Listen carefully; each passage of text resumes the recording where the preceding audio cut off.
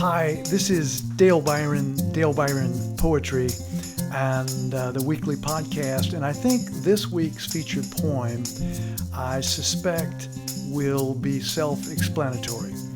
And let's just jump right into the poem, and then of course we'll talk a little bit about it. It's called Why Hope 1.0 is Dying. Why Hope 1.0 is Dying.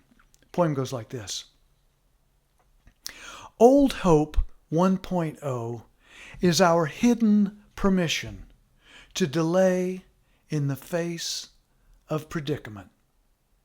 It means someone, but actually no one in particular, must have an idea about what to do next. It means the Calvary could still arrive soon. Old hope can be dry and brittle, having an unearned optimism that crumbles easily under weight. Strangely, old hope can also become hard and frozen, a trampled yard filled with human hubris, mixed with the illusion of certainty,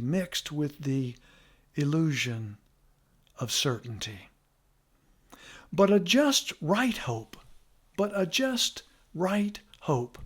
Hope 2.0, has tethered itself to what is real, which is a polite way of saying it provides no assurance of how things will turn out.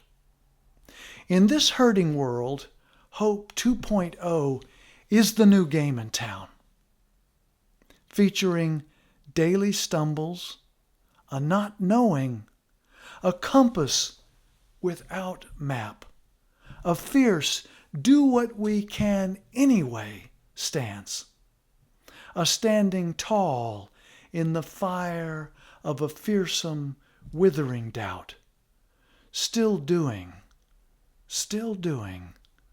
the best we can. Now, I used to call this what I'm calling 2.0 in this poem. This poem just came to me in the last week or so. And of course, it's inspired by this notion that an intelligent hope is what I have been referring to as an intelligent hope, has to take reality, have you noticed, into consideration. And so the old kind of hope, the Hope 1.0, I think, as these lines came to me, and I'm always surprised at a poem in terms of trying to hear myself say what I didn't quite know I knew. And when this line came, the first line, Old Hope 1.0 is our hidden permission to delay in the face of predicament. And often that's what it is when somebody asks you, do you have hope? Do you have hope for our ecological predicaments?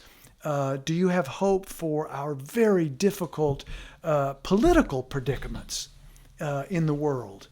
And oftentimes that is a kind of, the subtext there is, if we say, yes, we have hope, then it means we can keep our head down a little bit longer. It's not that we're not doing things. We are doing things. But the idea that the Calvary is not going to come and save us, the idea that no one else is going to have some brilliant idea or some new brilliant technology that's going to completely make the day new and all these predicaments go away. I don't think that's true. I do believe that the new hope, what I'm calling Hope 2.0, is a hope that it doesn't leave the facts behind. Hope 2.0 understands that if we're going to keep putting one foot in front of another, we're going to have to do it without certainty, because no one knows what's going to happen 2 weeks from now, much less what's going to happen politically and ecologically over the next number of years and decades. But what we do know is that trouble is brewing. Incredible trouble is brewing. So we get to this last line, this last few lines of the poem. In this hurting world, Hope 2.0 is the new game in town, featuring daily stumbles. That's okay. We got to stumble if we're going to learn and move ahead and try and experiment. Featuring daily stumbles. A not knowing, a compass without map. Let's stop there for just a second. A compass that tells us which way we're traveling without knowing every coordinate. That's what we have to get comfortable with, I think. So a compass without map, a fierce, do what we can anyway stance, without certainty. And then the last line, a standing tall in the fire of a fearsome, withering doubt, still doing the best we can. Hope 2.0. I think that is what we need to step into. I'll end with a quote by T.S. Eliot, which I think, the great poet, I think is appropriate. He said, I said to my soul in one of his famous poems, I said to my soul, be still and wait without hope. For hope would be hope for the wrong thing.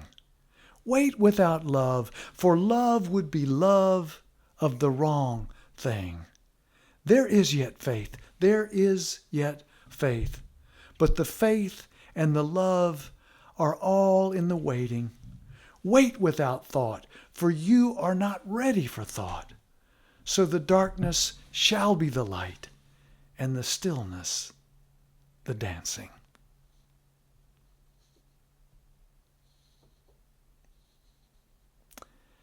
I think Eliot is talking about Hope 2.0 here. Thank you so much for your listening ears. Always, please, if you can, take good care of yourself. And also, if possible, take good care of someone else. Until next week and next podcast, if you liked what you heard, do a like. Send this to someone. A like on the YouTube channel will help others see this podcast. And of course, if you refer it, that's the best. Thank you so much again. Bye-bye.